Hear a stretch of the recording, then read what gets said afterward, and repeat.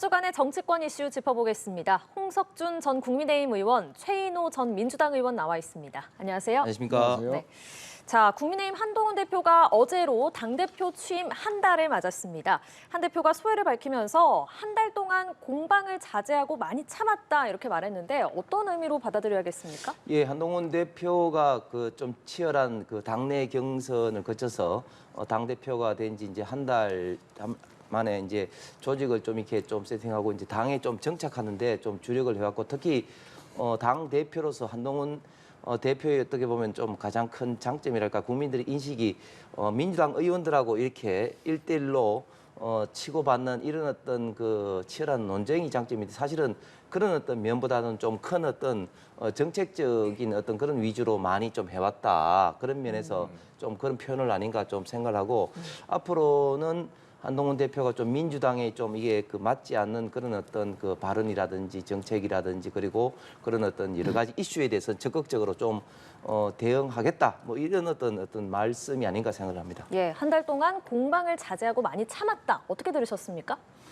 뭐 주로 야당은 지금 한동훈 대표가 취임한 한 달 동안 전당대회를 치렀지 않습니까? 파트너가 없었죠. 그러니까 방금 우리 홍 의원님 말씀대로 여당 내에서 치열한 경쟁을 겪었던 한동훈 대표가 진윤 의원이라든지 또 영상과의 관계라든지 뭐 이런 것에 당내에 뭔가 안정화를 취하는 막 그런 측면에서 참았다는 의미로 저는 그렇게 읽힙니다. 예, 여전히 당내 견제 세력이 있고 또 당내 장악력을 높여야 한다는 지적에 대해서는 한 대표가 민주당처럼 한 명이 얘기하는 대로 무조건 따라하는 건 정상적이지 않다라고 얘기했는데 이 내용은 어떻게 해석을 해야 될까요? 예, 한동훈 대표가 비록 당 대표가 됐지만 사실은 국회의원 한 사람 한 사람이 외부에서 보는 것만큼 그렇게 호락호락하지 않습니다. 그리고 지금 한동훈 대표는 지금 그 당 외에 있고 원 외에 있고 지금 그 국회 그 저희 국민의힘에는 많은 또 다선 의원들이 있기 때문에 사실은 당 대표가 그 되었다 할지라도 외부에서 보는 것 한꺼번에 이렇게 일사불란하게 하기는 좀 쉽지 않은 그런 어떤 구조가 있습니다. 특히 저희들 같은 경우는 좀 스펙트럼이라든지 여러 가지가 좀 다양하기 때문에 한동훈 대표가 지금 민주당 같은 경우는 뭐 거의 뭐 이재명 그 일당화 사당화 되면서 특히 이번 최고위원 뭐 경선에 있어서도 이재명 대표의 조금이라도 좀 뭐 불리한 내지는 좀 그런 비판을 한 정봉주 후보 같은 경우는 아예 그 탈락을 시키는 이런 어떤 행태와 뭐 우리 국민의힘은 다르다 뭐 예. 이런 어떤 근본적인 당내 어떤 지역 역학 관계를 이야기를 한 것 같습니다. 예, 한동훈 대표가 민주당을 짚었습니다. 하시고픈 말씀이 좀 있으실 것 같은데요. 네, 이번 전당대회를 통해서 이재명 대표는 확고한 지도력을 다시 한번 검증이 됐고요. 예. 특히 이제 최고위원들도 윤석열 정부와의 여러 가지 투쟁이나 대립각을 세우는 데서 일사불란한 체제를 갖췄습니다. 뭐 그에 대한 한동훈 대표가 본인은 뭔가 국힘 내에서 아직까지는 정치력을 발휘할 만한 그런 이제 안정적인 지도력을 구축하지 못했다는 측면에서의 부러움의 표현 아니냐. 뭐 저는 그렇게 봤고요. 사실은 한동훈 대표가 저렇게 민주당 지도 체제를 꼬집으면서 자신의 좀 불안한 지도력을 그런 식으로 표현할 수밖에 없었던 것은 지금 특검에 대한 정치력을 전혀 발휘하지 못하고 있습니다. 물론 본인은 특검을 추진하겠다라고 하지만 그러나 주변에 있는 한동훈을 따르는 의원들조차도 이런 제3자 추천 특검에 대해서 찬성하는 의원들이 극소수다는 말이 있거든요. 예. 특히 이제 뭐 대변인까지도 대표와는 반대되는 공수수사가 끝나야 뭐 특검을 할 수 있다느니 뭐 이런 이야기까지 나옴으로써 본인이 전당대회에서 제1호 공약으로 내걸었던 특검에 대한 어떤 관철에 대한 지도력을 발휘하지 못하고 있는 불안감 뭐 이런 것도 하나의 전형식으로 표현하는 거 아니냐. 두 번째는 인사를 통해서도 뭔가 자기 세력화에 그렇게 실패한 거 아니냐. 물론 김상훈 정책위 의장은 개인적으로는 참 훌륭한 분이고 정책 역량도 뛰어난 분이지만 그러나 가장 핵심적인 부분에서의 특검에 대한 태도는 한동훈 대표와는 전혀 반대되는 입장, 용산의 입장을 대변하고 있거든요. 공공연히 여러 차례 지금 말씀을 하시고 계십니다. 그런 측면에서도 주요 인사를 통한 자기 세력화 또 지도체제의 공고화 이런 면에서도 좀 뭔가 실패한 거 아니냐. 그런 측면에서 민주당을 빗대서 본인의 좀 불안한 지도력을 그런 식으로 표현한 것이다. 저는 뭐 그렇게 생각합니다. 네, 한 대표가 취임 후에 조찬, 오찬, 만찬 등 이른바 식사 정치를 통해서 친윤계로도 외연을 좀 넓혀가려는 시도를 하고 있는데 이런 행보는 어떻게 평가하세요? 예, 당연히 당 대표가 여러 가지 어떤 수단을 통해서 당의 구성원들, 특히 국회의원들이라든지 당협위원장들인지 핵심 구성원들과 이렇게 그 친밀함을 가지도록 하는 건 뭐 지극히 당연하다고 봅니다. 특히 우리 대한민국에는 식사라는 게 식사 이상의 의미가 있는 거 아니겠습니까? 예. 그래서 여러 가지 이제 그룹을 지어서 이렇게 그 식사를 통해서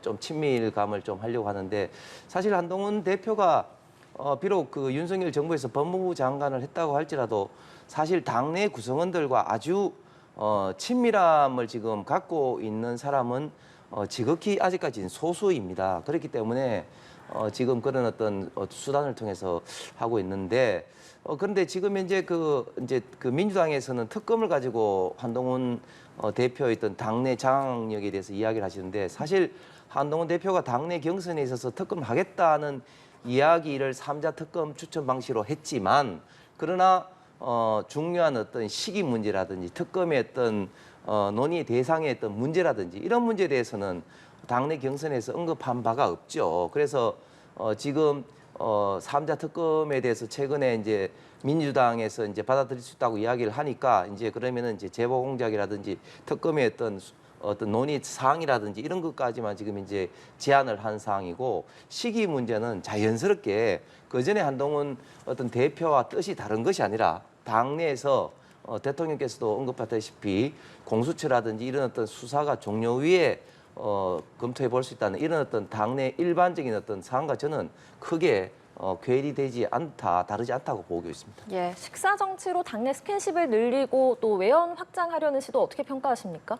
물론 뭐 홍 의원님 말씀대로 당내의 여러 세력과 뭐 식사를 하면서 또 친밀감을 또 유대 관계를 강화하고 또 그를 통해서 친윤 체제를 강화한다는 측면에서는 상당히 긍정적입니다. 다만 그 뒷말을 들어보면 친윤 인사에 해당되는 분이 식사라고 나왔는데도 뭐 그다지 뭐 그렇게 식사만 했을 뿐이지 뭐 관계가 좁아졌다든지 또 예. 입장이 서로가 간격이 좁혀졌다든지 뭐 이런 느낌은 없었다라는 뒷말도 또 나오거든요.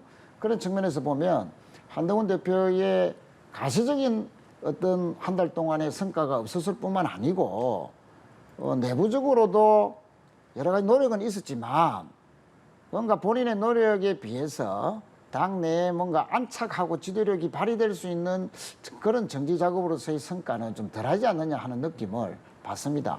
특히 아까도 말씀드렸다시피 지금 용산과의 관계나 친윤과의 관계에서 가장 핵심은 특검이거든요. 예. 최근 특검에 대한 부분인데 전혀 대표는 하고 싶어 하고 또 그 일부 측근들은 또 의지를 대변하지만 다수의 의원들 또 용산 요지부동이거든요. 그런 측면에서 전혀 그 간격을 좁히지 못하고 있다는 측면에서는 상당히 좀 불안해 보인다. 그런 측면에서 앞으로 여야 대표 회담에서 한동훈 대표가 어떤 정치력을 발휘할 수 있을지 저희들은 뭐 기대도 합니다만 상당히 불안한 시각으로 쳐다보는 것도 지켜보는 것도 사실입니다. 예, 말씀하신 여야 대표 회담이 당초 내일 열릴 걸로 예정이 돼 있었는데 이재명 대표의 코로나19 확진으로 잠정 연기가 됐습니다. 잠정 연기라고 얘기가 됐거든요. 건강을 회복하면은 다시 추진이 될 수 있을까요?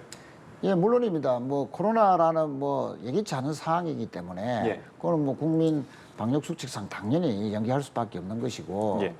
저는 뭐 여야 대표 회담은 반드시 이루어질 것이다 이렇게 생각을 합니다. 왜냐하면 예. 이재명 대표의 입장에서도 그동안 본의 아니게 22대 국회가 들어서면서도 특검이라든지 탄핵이라든지 어떤 그 정치성 현안에 대해서 민주당이 너무 매몰되는 거 아니냐라는 그런 지적을 받아왔거든요. 예. 그런 측면에서 이번 전당대회에서 확고한 지도력을 확립한 그 힘을 바탕으로 해서 아니 민생도 챙긴다 하는 투트랙 전략을 이재명 대표가 대표회담을 통해서 여러 가지 행태로 의지를 밝히지 않겠느냐. 예. 특히 지금 물가라든지 여러 가지 민생이 참 힘들지 않습니까? 이런 상황에서 전국민 지원금이라든지 또 검투세 문제라든지 또 부동산세 문제라든지 국민들이 상당히 힘들어하고 아파하는 부분에 대해서 과감한 의제 제안과 토론 또 전격적인 수용 뭐 이런 것도 충분히 예견해 본다. 그런 측면에서 이재명 대표는 상당히 적극적일 것이고 네.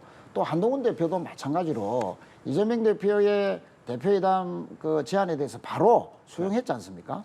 그 이유는 한동훈 대표로서는 한 달간 사실 가시적인 성과를 많이 보여주지 못했습니다. 내부적인 행보에 주력했는데 이제는 뭔가 여당 대표로서의 성과를 보여줘야 될 때다. 그 성과를 야당 대표와의 회담에서 민생 문제 등에서 성과를 낸다면 본인이 이재명 대표와의 대항마, 대권 주자로서의 입지를 충분히 좀 구축할 수 있지 않느냐 하는 그런 기대감도 있고 예. 특히 특검과 관련해서는 풀리지 않는 당내의 여러 가지 이견 조정이 힘드는 조건 하에서 야당 대표와의 회담이라는 지렛대를 활용해서 특검을 합의하고 그 힘으로 국힘 내에서 동의를 관철시키려는 그런 정치적인 의도도 있다. 그런 측면에서 저는 한동훈 대표도 대표회담에 적극적일 수밖에 없다. 그런 예. 측면에서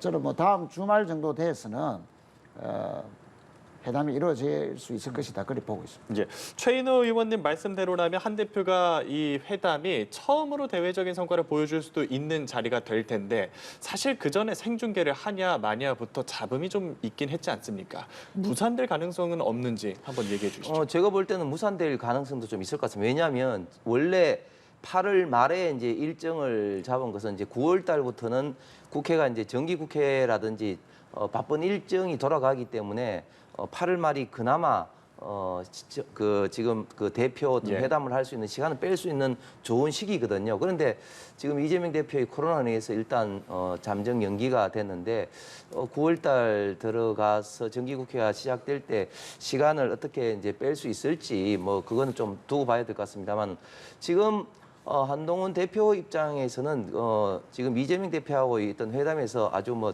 적극적으로 임하면서 특히 공개적으로 TV 어떤 생방송을 하자 이렇게 한 것은 잘 아시는 것처럼 지금 우리 대한민국 국민들이 정치에 대한 어떤 불신이 굉장히 지금 높지 않습니까? 그러면서 지금까지 했던 여의도 정치에서는 좀 모두 회담에서는 이제 그 언론에 이제 있다가 이제 본 회담에 들어가면은 언론이 이제 그 물러나면서 이제 비공개로 회담을 하는데 그렇게 하다 보니까 항상 여야 간의 어떤 회담의 어떤 그런 어떤 그 불투명성을 가지고 항상 좀 국민들의 어떤 그 불신 내지는 이런 것들이 사실 있어 왔기 때문에 예.